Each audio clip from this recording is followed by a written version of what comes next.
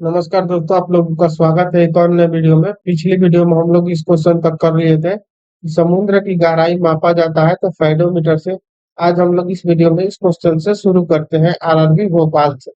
गैसोहॉल निम्न के मिश्रण से बनता है, यानी गैसोहॉल किस किस के मिश्रण से बनता है? तो पेट्रोल एवं इथेनॉल के मिश्रण से बनता है। मोटर वाहन के पीछे का दृश्य दिखने वाला दर्पण होता है तो उत्तल दर्पण होता है, यानी मोटर वाहन के पीछे का दृश्य दिखने वाला दर्पण कौन सा होता है?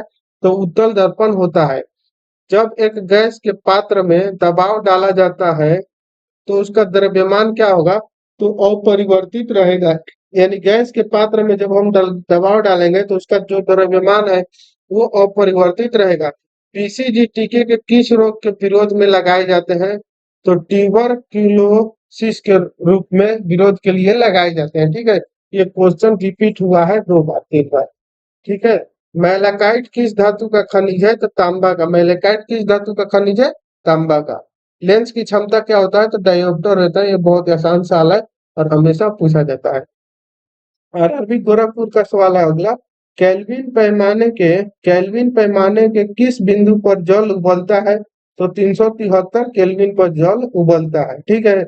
100 डिग्री सेल्सियस पर जल क्या होता है? तो उबलता है। और इसमें दो, अगर हम 200 जोड़ देंगे तो ये केल्विन में बदल जाएगा, जो कि हमारा कितना हो जाएगा? तो 373 केल्विन के बराबर हो जाएगा। ठीक है। अगर सेल्सियस पूछता तो 100 डिग्री सेल्सियस होता, अगर केल्विन पूछ रहा है तो क्या करेंगे, उसमें हम 200 जोड़ देंगे। ठीक है ना। शरीर के ऊतकों की वृद्धि, विकास व सुधार के लिए महत्वपूर्ण है तो क्या महत्वपूर्ण है? तो प्रोटीन महत्वपूर्ण है। अगला क्वेश्चन हम लोग देखेंगे।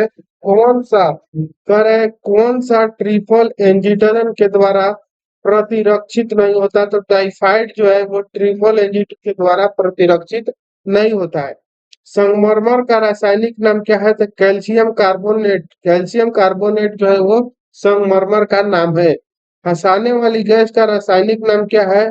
तो नाइट्रस ऑक्साइड N2O जो है, N2O वो हंसाने वाले जिसको हम लोग लाफिंग गैस बोलते हैं।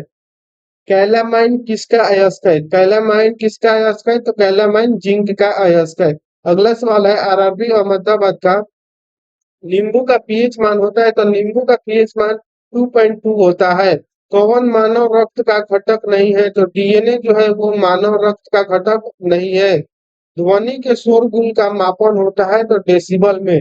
ये भी क्वेश्चन 2 3 बार अभी तक हम लोग कर चुके हैं कि ध्वनि के शोरगुल मापना होता है किसमें? तो डेसिबल में। अगर अभी आप आईपीएल का समय चल रहा है, आईपीएल देखते होंगे, तो जब छक्का या चौका लगेगा या विकेट गिरेगा, जब लोग हल्ला करते हैं तो वहां पर दिखाता है 101 डीबी या 120 या 119 डीबी, यानी कि उसको ध्वनि का शोरगुल को मापा जाता है कि कितना है, तो उसको डेसिबल में मापा जाता है। ठीक है ना। अगला सवाल देखते हैं। रक्तलपता संबंधित है तो निम्न हीमोग्लोबिन से संबंधित है। सामान्य व्यक्ति की सामर्थ्य होती है तो 0.05 से 1 अश्वशक्ति होता है। हमारे भोजन में लौह तत्व का प्रमुख स्रोत क्या है? तो पालक जो है वो लौह तत्व का प्रमुख स्रोत है। अगला क्वेश्चन है आरआरबी रांची का। फलों का अध्ययन को कहते हैं तो पोमोलॉजी कहते हैं। ठीक है। हवा में ध्वनि तरंगे होती हैं तो लंबवत होती है। हवा में ध्वनि तरंगे कैसी होती है? तो लंबवत होती है। समीकरण E बराबर mc स्क्वायर में c दर्शाता है तो प्रकाश की गति को c क्या दर्शाएगा? प्रकाश की गति को। विटामिन ई की कमी से निर्मित रोग है तो विटामिन ई की कमी से क्या होगा? तो जनन क्षमता में कमी होगी। सर्वप्रथम जीवाणु का पता लगाया, सर्वप्रथम जीवाणु का कौन पता लगाया था? लिवेन हॉक यानी कि हॉलैंड ने पता लगाया था। बादल किस मंडल में अवतरित होता है? तो क्षोभ मंडल में अवतरित होता है। सार्वभौम प्राप्तकर्ता रक्त वर्ग है तो कौन? तो ए बी। अगला है आरआरबी कोलकाता का। जंग से बचाने के लिए लोहे पर कलई की जाती है, यानी किसका कलई किया जाता है? तो जस्ता का। ब्रह्मांड में विस्फोट तारा कहलाती है तो अभिनव तारा, यानी ब्रह्मांड में जो विस्फोट तारा होती है उसको क्या बोला जाता है? तो अभिनव तारा बोला जाता है। अगला है मृग तृष्णा बनने का कारण होता है तो पूर्ण आंतरिक परिवर्तन। मृग तृष्णा किसको बोलते हैं? तो जब आप गर्मी के दिन में जाएंगे या रेगिस्तान में देखेंगे तो आपको कहीं दूर नजदीक से दिखिएगा, दूर पर आपको दिखाई देगा कि पानी जैसा लेकिन वहां आप वास्तव में जाइएगा तो वहां पानी नहीं होता है। उसी को बोलते हैं मृग तृष्णा, यानी कि पूर्ण आंतरिक परिवर्तन के कारण वैसा हम लोगों को दिखाई पड़ता है। ठीक है, आगे का सवाल करेंगे। आरआरबी कोलकाता का ही ये भी सवाल है। रांगा मिश्र धातु है तो किसका? टीन व सीसा का। रांगा यानी कि जो सोल्डिंग आयरन होता है उसको रांगा बोलते हैं, वो किसका मिश्रण होता है? तो टीन व सीसा का मिश्रण होता है।